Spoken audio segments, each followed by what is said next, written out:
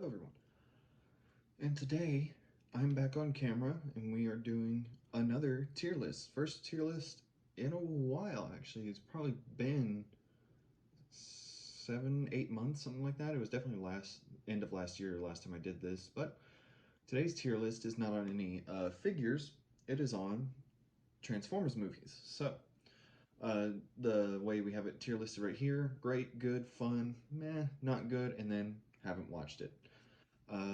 So without wasting any time, let's go ahead and get to it.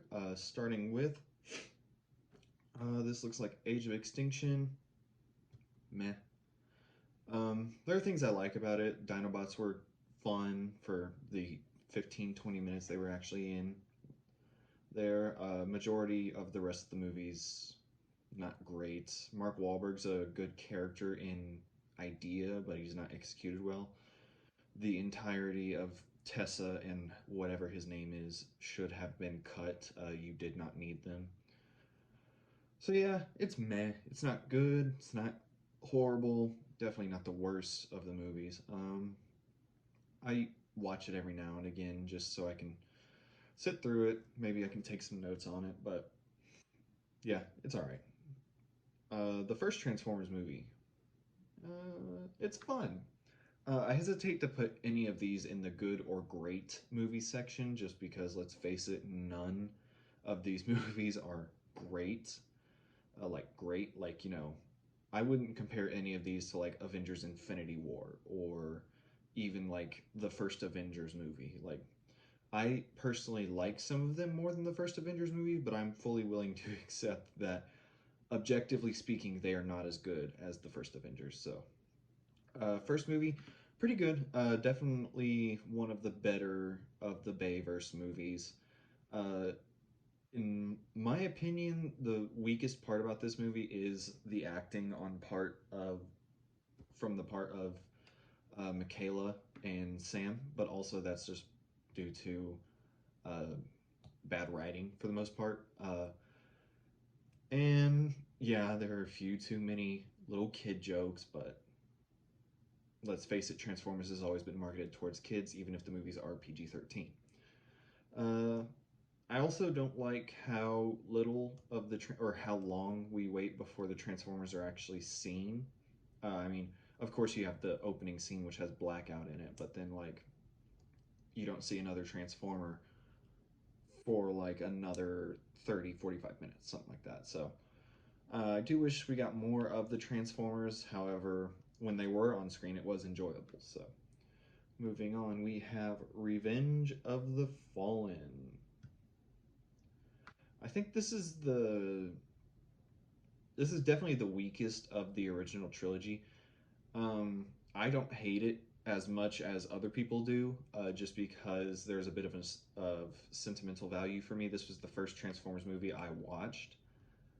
However, I'm fully willing to accept this is not a good movie at all. This is not good. Um, the writing is worse. The acting got a little bit better, but it was completely tarnished by bad writing. Of course, we all know about the twins, the characters that are hated so much that even Hasbro wants nothing to do with them anymore. Um, yeah, it's just not good. A nothing villain. Um, this started a trend of Megatron being the secondary villain in a series of movies, and yeah, it's not good. Devastate. It had cool things. Devastator was cool. The highway chase scene was cool. The forest battle is probably the best thing in the entire movie, but yeah, everything else surrounding those three or four good things is just not a good movie. Hot take: I've never seen the '86 movie all the way through. Haven't watched it all the way through. I've seen a little bit of it here and there. I've seen bits and pieces. Never actually sat down and watched the whole thing through. I haven't even been able to find a thing you can stream it on. Um, like most Transformers shows are on Tubi, but like I haven't been able to find this guy anywhere. So haven't been able to watch it all the way through. Can't really comment too much on it. So moving on, we have The Last Night, and this is the worst Transformers movie to date. Um, it. Oh wow. Again, Cool concepts in theory. Draconicus is a cool concept. The whole King Arthur thing, cool concept. The issue is that they tried to cram 6 different movies into a 2 hour and 15 minute long movie. Um, and none of it works. Cade is just as boring of a character as he was in the first movie. They did the right thing in getting rid of Tess and her Shane, that's his name. However, they made the mistake of replacing her with an equally boring female lead. And that's not even to say female leads are bad. She's just boring. She's well acted. She's just boring. There's nothing too special about her. She's a college professor. That's about it. She's a descendant of Merlin. That's a cool concept. You could do something with that. It doesn't do anything until the last 20 minutes of the movie. Um, so yeah, worst movie by far. Hot Rod is a nothing character. Anthony Hopkins is probably the best thing about this movie, and they kill him off. So yeah, it, I'll watch it every now and again just so I can like make fun of it, but it's not a good movie. Dark of the Moon.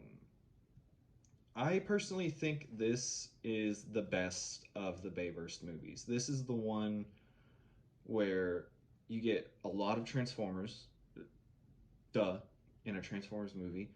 Um, but also, this feels the most complete out of all of them. This has the best mix of humans and Transformers. This has the best finale.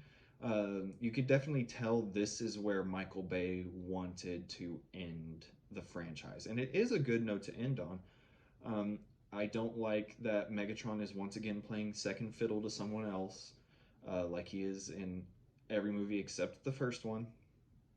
Um, yeah, it's pretty good. The action's really good. The sound design in all of the first 3 movies is amazing. I think that's the number one thing that took a gigantic drop off in the last 2 movies is the sound design and just the design overall, as far as like even Transformers designs. Um, it's acted well.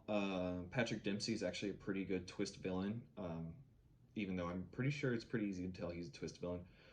Um, yeah, I really like it. It's definitely my personal favorite of the original 3. Beast Hunters. I think that's the name of the movie. It's fun. I don't think it's definitely better than the 3 I have below it. I don't think it's as good as the first Transformers movie though, and that's not to say that it doesn't it's not as good. It's just that it's not as necessary. A lot of what happens in the Beast Hunters movie happens in the finale of Transformers Prime. So really, you could just not watch this and be totally fine. Like there would be nothing wrong. You wouldn't miss too much. Um, it's acted well. Of course, it's Transformers Prime. Majority of the stuff that came from Prime was really good. Um, I wish there were more beasts in the movie. Uh, but that's an issue I had with season 3 of Transformers Prime overall. So, yeah, I think that's a pretty good spot for it. And finally, we have Bumblebee. It's good. Um, if nothing else, you could watch the first 10 minutes of this movie, and it's better than everything below it. Like, the first 10 minutes of Bumblebee are better than everything else in the entire movie franchise. You could make the argument, since I haven't seen the 86 movie, that it's not as good as that one. But I haven't seen it, so I can't form an opinion on it. So as far as I'm concerned, Bumblebee is the best Transformers movie to come out. It has a good, well-rounded human character that's not just a stereotype of, oh, I'm the hot girl, or oh, I'm the socially awkward boy.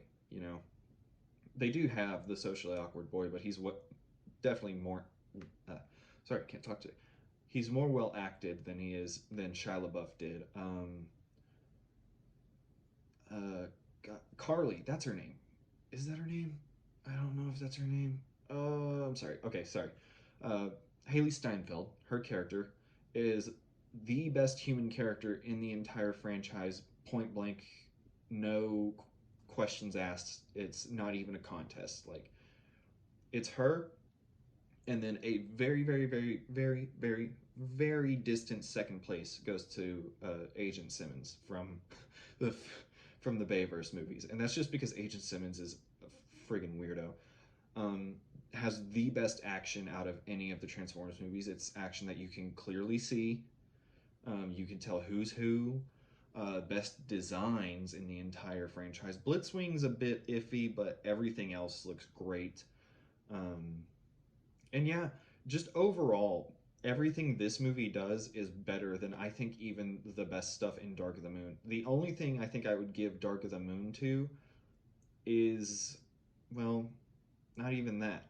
Like, I was going to say maybe Patrick Dempsey as a human villain, but John Cena's character is probably objectively a better villain character. Villain, he's not a villain through the whole thing, but yeah, this is definitely the best one. It's not even a contest. In fact, well, no, I won't put it in great because I still do have issues with it.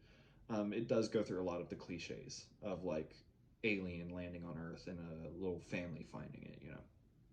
So, see, do I want to change anything here? No, I think that's right. Yeah. I might have been giving Beast Hunters a little too. It's still better than these three movies, but I don't think it's as. I think. Well, no, I was right. Okay. So yeah, I think this is right. Again, you can hate me all you want for not having watched the 1986 movie. If you can tell me where to find it, I'll try and watch it, but I make no promises. So that has been my tier list for the Transformers movies, going from the 1986 one to Bumblebee. Um, Rise of the Beast is coming out later on this year. Judging on the trailer, I'd say it's probably going to be in the fun area. It might not be in the good, but it'll probably be fun. Well, it'll most likely be fun. I can tell you right now from the 20-second Super Bowl commercial clip we got of Mirage, Mirage has more character than any of the live action Transformers movies prior to Bumblebee. Um, so, yeah, that has been my tier list. I'm going to stop rambling. I will see you guys some other time.